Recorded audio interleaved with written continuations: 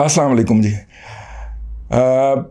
ये जो मुआहदा हुआ है तहरीक लब्बैक का हुकूमत के साथ, पीटीआई की हुकूमत के साथ, उस पर जब तनकीद आना शुरू हुई तो पाँचवीं पुश्त की दोगली अबलागी जंग के मुजाहिदात और मुजाहिदीन जो थे वो कीपैड सौंत कर मैदान में उतर आए और आकर उन्होंने बताना शुरू किया कि आप किस कदर बेहिस और बेशर्म लोग हैं कि जो खून खराबे को बचाने की इस कामयाब कोशिश के ऊपर तनकीद कर रहे हैं। आपसे बड़ा मुनाफिक कोई पैदा नहीं हुआ मुशरक इस दुनिया के अंदर। और उन्होंने ऐसे ऐसे बातें करना शुरू की। तो ये तो था इज्तिमाई लेवल के ऊपर ना एक बात। और एक जो है वो तनोली साहब हैं, हमारे फॉलोअर हैं, उन्होंने पूछा कि सर मैं तो बहुत डेडिकेटेड फॉलोअर हूँ टीएलपी का, अब मैं क्या करूँ। तो खाकसार ने लिखा कि आप चुपके से किनारा करें और जो काम आपका है वो करें, अपने बच्चों को अच्छी तालीम दें, उनके जहनों को खोलें और उसके बाद जो है एक अच्छी नस्ल यहाँ पे छोड़ के जाएं, गंदी नस्ल ना छोड़ के जाएं, ठीक है। तो उसके ऊपर बहुत सारे लोगों ने नीचे आके कमेंट किया कि जनाब ये आपका जो जवाब है ये तफसील तलब है।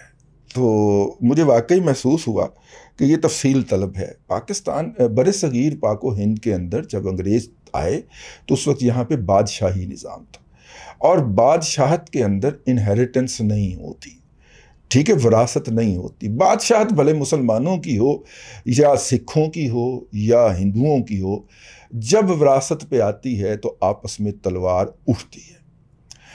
ये अंग्रेज़ों का भी यही हाल था। तो अंग्रेज़ ने एक निज़ाम निकाला जिसको हम पार्लिमानी जमहूरियत कहते हैं, और जमहूरियत कहते हैं, और उन्होंने इसको पार्लिमानी जमहूरियत कहा। यूं एक नस्ल से अगली नस्ल में इक़्तिदार मुंतकिल हो जाता। और जब अंग्रेज़ यहाँ पे आए और उन्होंने कब्ज़ा किया और दुनिया को उन्होंने बताया कि हम बरसगीर के मुसलमानों को, जिनकी जीडीपी हमसे 8 गुना ज़्यादा है, हम उनको तहज़ीब सिखाने के लिए आए हैं। हालांकि बरसगीर के अंदर वही दुनिया की उस वक्त की टॉप की तहज़ीब एग्जिस्ट करती थी, अगर आप किसी ब्यूरोक्रेट के करीब नहीं फटकते, क्योंकि उनके ख्याल में तो 1857 से पहले यहाँ पे झींगा लाला हूर करते हुए लोग जो थे वो कपड़े पहन के फिरते थे और उन्होंने पत्ते बांधे होते थे। कपड़े नहीं पहनते थे बल्कि पत्ते बांधे होते थे। अगर आप इन छोटे ज़हन के जो हैं, ठीक है, बेचारों की बात करें, अगर आप उनके इन्फ्लुएंस से अलग हैं, अगर आप तारीख़ के तालिब इल्म हैं, तो बरसगीर पाक व हिंद उस वक्त तहज़ीब का मरकज़ था।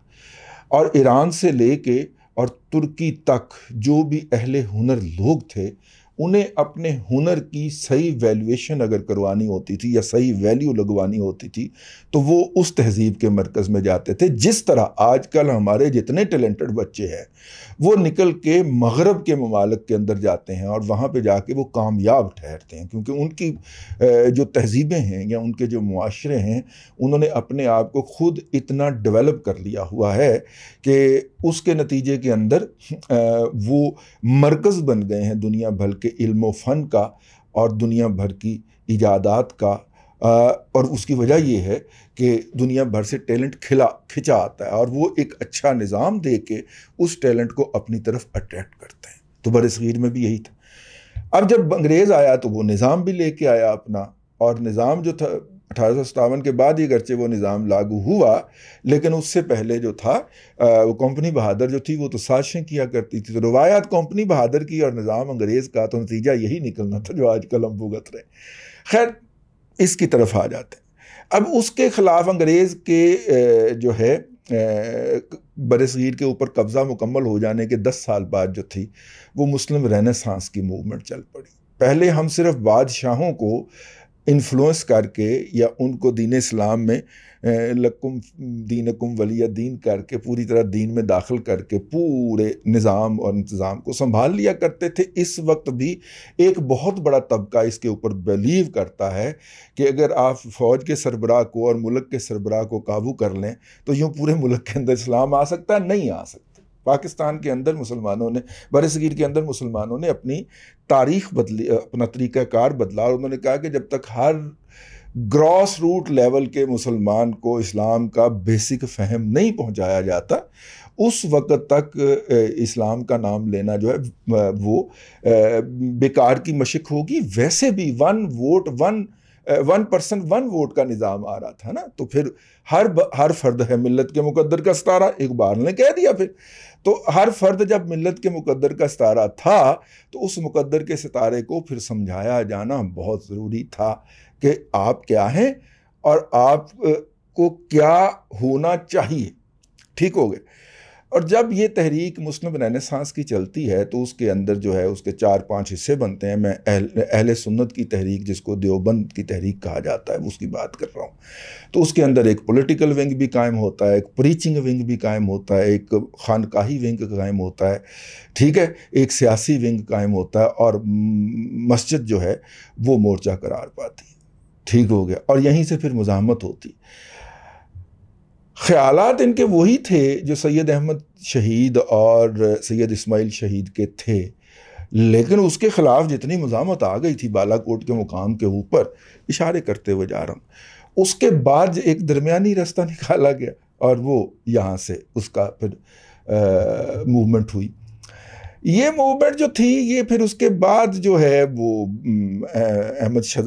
امام احمد رضا خان بریلوی صاحب جو ہیں, بریلی کے جو رہنے والے تھے, انہوں نے بھی ایک مدرسہ قائم کر دیا. کچھ لوگوں کو یہاں سے نظریاتی اختلاف ہوگا, انہوں نے وہ قائم کر دیا, اور یوں یہ 2 تحریکیں جو ہیں جو چلی, اور انہوں نے پاکستان بر صغیر کے اندر 2 فرقوں کو جنم دیا. ان کے بارے میں ایک دوسرے کے کیا خیالات ہیں وہ تو میں اس کی طرف تو نہیں جا رہا, یا تاریخی حقائق کیا ہیں وہ آپ خود پڑھ لیجئے, آپ سے ہضم نہیں ہوں گے. لیکن at the end of the day ہوا یہ کہ یہ ان دونوں تحریکوں کو باہم ایک دوسرے کے متصادم لا کھڑا کیا گیا.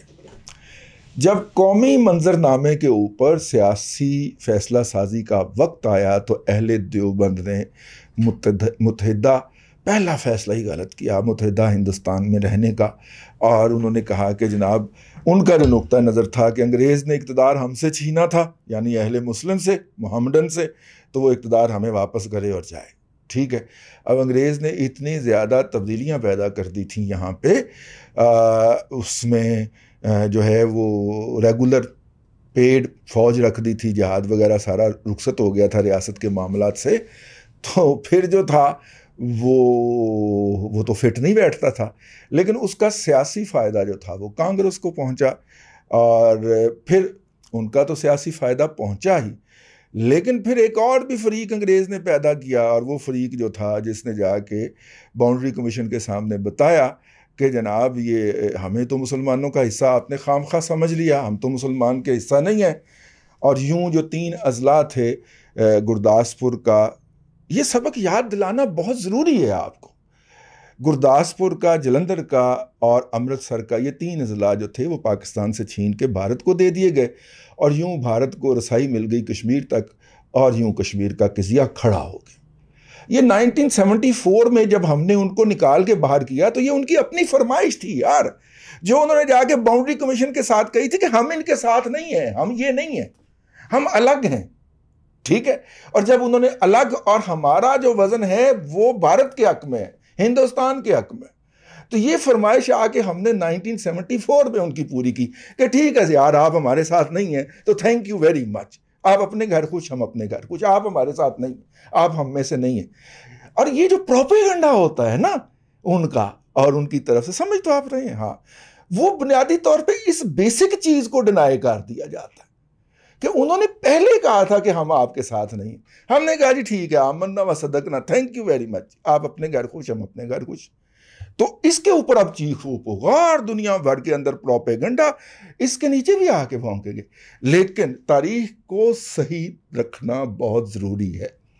تو تنولی صاحب مسئلہ یہ ہے کہ پاکستان کی مذہبی قیادت نے, میں بڑی معذرت کے ساتھ, بہت سارے لوگ ناراض ہوں گے, سیاسی فیصلے جو کیے ہیں بھلے وہ متحدہ ہندوستان میں کیے ہوں, بھلے موجودہ پاکستان میں کیے ہوں, بھلے بنگلہ دیش میں کیے ہوں. بنگلہ دیش میں اچھا سسٹم چل رہا تھا نا, لیکن وہاں کے جو مذہبی گروپ تھے انہوں نے خالدہ ضیاء کو ٹانگ کرائی, اور پھر خود آج بھی ذلیل ہو رہے ہیں اور خالدہ ضیاء کو بھی ذلیل کروا رہے ہیں. ٹھیک ہے.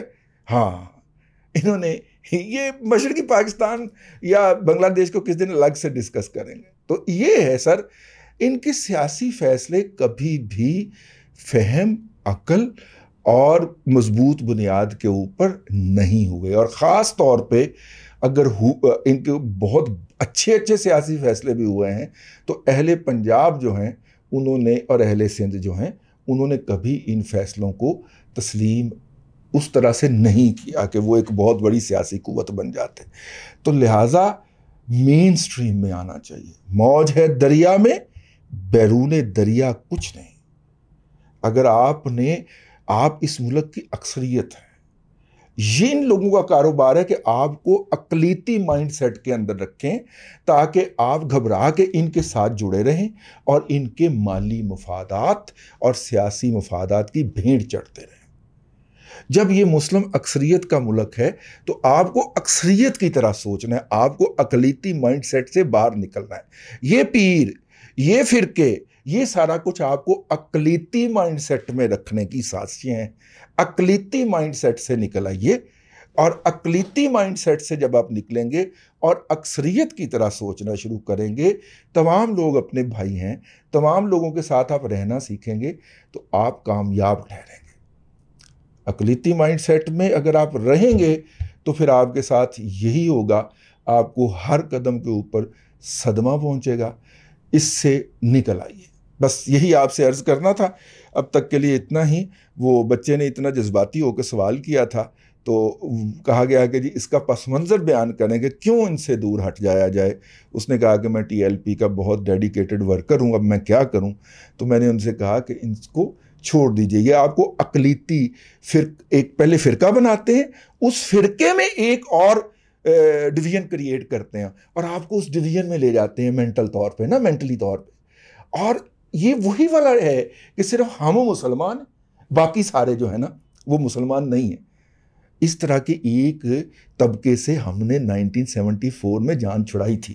ٹھیک ہے، ہم نے کہا کہ جناب تم الگ ہی ہو جاؤ، تہاڈی مہربانی. یہ آپ کو اسی مائنڈ سیٹ میں لے کے جاتے ہیں. اس مائنڈ سیٹ سے بچیے اور اپنی آئندہ نسلوں کو بھی بچائیے. اب تک کے لیے اتنا ہی. اللہ آپ کو آسانیاں عطا کرے اور آسانیاں خلق خدا میں تقسیم کرنے کی توفیق عطا کرے.